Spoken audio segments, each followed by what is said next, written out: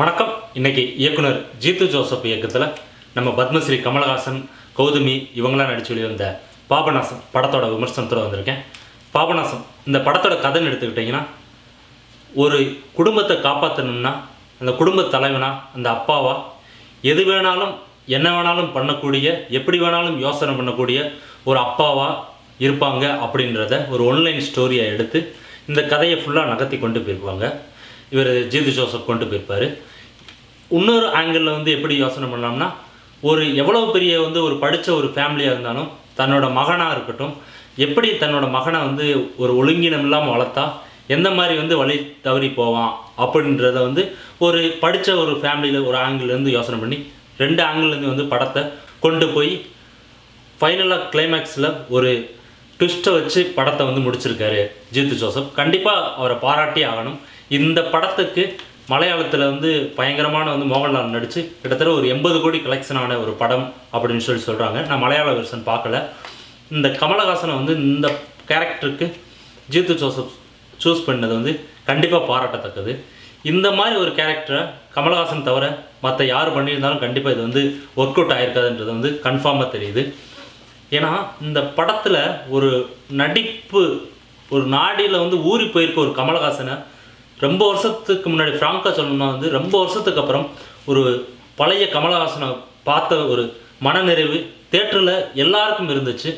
படம் ஆரம்பிச்சு ஒரு 10 to 20 நிமிஷம் வரைக்கும் ஒரு காமெடி கலந்த ஒரு அந்த பாபநாசம் அந்த ஏரியா ஒரு லாங் பேசிட்டு வர்றப்ப ஒரு என்னடா படம் அப்படின்னு சொல்லிட்டு நினச்சிக்கிட்டு இருக்க டயத்தில் டைரக்டர் அப்படியே ஒரு வித்தியாசமாக படத்தை அப்படியே உள்ளே கொண்டு போவார். அதிலிருந்து படம் எண்டு வரைக்கும் எல்லாருமே சீட்டில் ஃப்ரெண்டில் உட்காந்து தான் பார்க்கக்கூடிய ஒரு சூழ்நிலையில் தான் படம் நகர்ந்து போச்சு. ஒரு இடத்துல கூட ஒரு சிங்கிள் மினிட் கூட போரே அடிக்க கிடையாது. இதில் பெரிய ஹைலைட் பார்த்தீங்கன்னா கமலஹாசனோட நடிப்பு, அதுவும் கௌதமியோடு சேர்ந்து நடிக்கிறப்ப அந்த 2 பேரோட அந்த ஒரு அந்நியமான ஒரு உறவு கண்டிப்பாக அவங்க ஒரு ஹஸ்பண்ட் அண்ட் ஒய்ஃபு அதை காட்டிலையும் ஒரு அந்த பாசம் அவங்களோட 2 பேரோட கண்களில் தெரிஞ்சிச்சு இந்த படத்தோட நடிப்பில். இதுக்காண்டி இந்த கௌதமி ஒரு ரொம்ப நாளைக்கு அப்புறம் நடிக்கிறாங்க.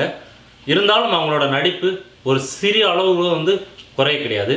கமலஹாசன் அந்த கிளைமேக்ஸில் அந்த ஒரு மாதிரி நடிப்பார். ஒரு பதட்டத்தில் ஒரு பாசமிகு அப்பாவா அப்படின்றதுல நடிப்பார்.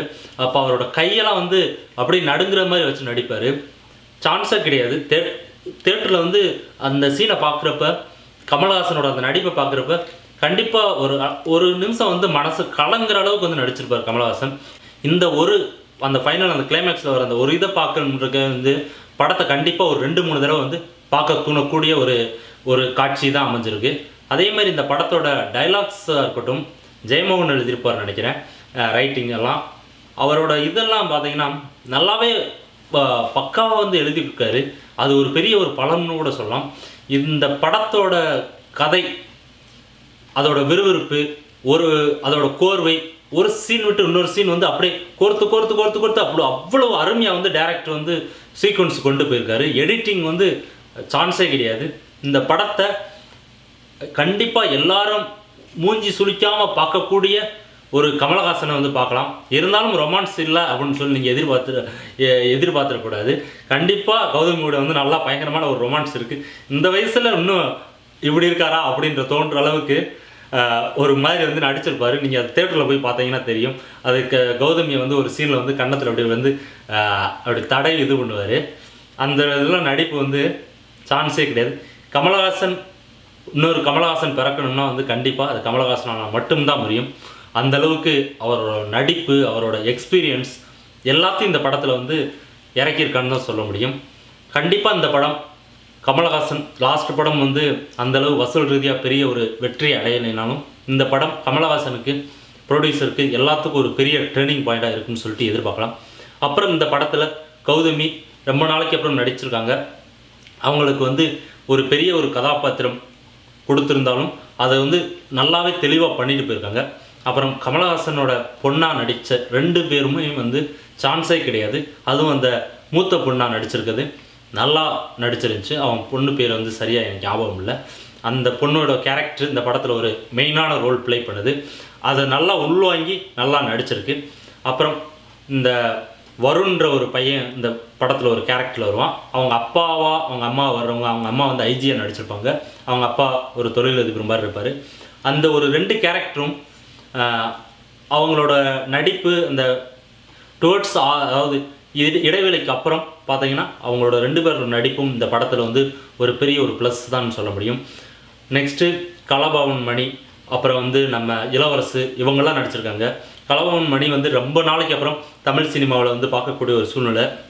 அவரோட கேரக்டர் ஒரு பயங்கரமான ஒரு போல்டான ஒரு போலீஸை நடிச்சிருக்காரு. இந்த படத்தில் வந்து பேசக்கூடிய நிறைய பேர் வந்து திட்டக்கூட செய்யலாம், என்னடா அவளை வந்து மிருகத்தனமாக நடிச்சிருக்கான், இப்படி இது பண்ணுற அடிக்கிறான் அப்படின்னு சொல்லிட்டு கூட வந்து பேசக்கூடிய அளவுக்கு வந்து தத்ரூபமாக அந்த கேரக்டரை உள்வாங்கி நடிச்சிருக்காரு. மற்றபடி இந்த படத்தில் நடித்த டெல்லி கணேசன் எல்லாம் ஒரு சின்ன சின்ன கேரக்டர் கூட வந்து நடிப்பை வந்து டேரக்டர் வாங்கியிருக்காருன்னு தான் சொல்ல முடியும். மெயினாக வந்து பேக்ரவுண்ட் ஸ்கோரு ஜிப்ரான் நல்லாவே வந்து கொடுத்துருக்காரு. ஆக மொத்தத்தில் இந்த படம் ஒரு ஃபேமிலியோடு போய் பார்த்து ஒரு பாசம், ஒரு அப்பாவோட பாசம், ஒரு இன்னொரு ஆங்கிளில் வந்து பார்த்தீங்கன்னா பாசம் ஓவராக கொடுத்ததுனால எப்படி வந்து ஒரு பையன் வந்து தடுமாறுற வாழ்க்கையில் எப்படி அதனால் வந்து என்ன மாதிரி ஆகிறான், ஒரு பாசம் வந்து ரொம்ப வந்து குடும்பத்து மேலே வச்சதுனால எந்த மாதிரி ஒரு சுச்சுவேஷனாக இருந்தாலும் எப்படி வந்து சமாளிக்கலாம் அப்படின்றது வந்து படிக்கலைனாலும் எந்த மாதிரி சமாளிக்கலாம் அப்படின்ற ஒரு ஆங்கிள்லையும் இந்த படத்தை 2 விதமாக வந்து டைரக்டர் எடுத்திருக்காரு. இதனால் அந்த படத்தை எல்லாருமே கண்டிப்பாக போய் ஒரு தடவை பார்க்கக்கூடிய, ஒரு தடவை இல்லை என்னை பொறுத்தளவு 2 தடவை வந்து பார்க்கக்கூடிய ஒரு படம் தான் சொல்கிறேன். என்னுடைய விமர்சனங்கள் உங்களுக்கு பிடித்திருந்தால் கீழே உள்ள சப்ஸ்கிரைப் பட்டனை அமைக்கவும், மிகவும் பிடித்திருந்தால் உங்கள் நண்பர் மற்றும் சமூக இணையதளங்கள் ஷேர் செய்யவும். நன்றி, வணக்கம்.